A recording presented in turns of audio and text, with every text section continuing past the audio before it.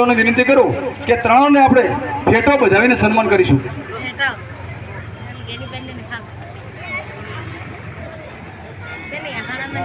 જ્યારે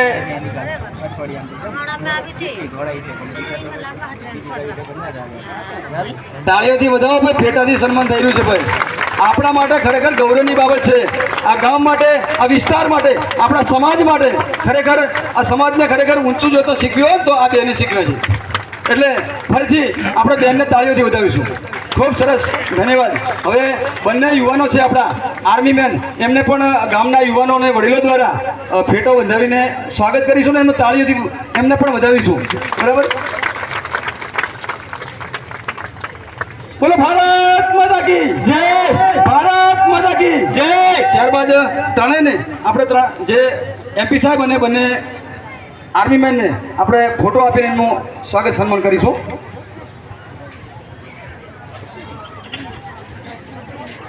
હા.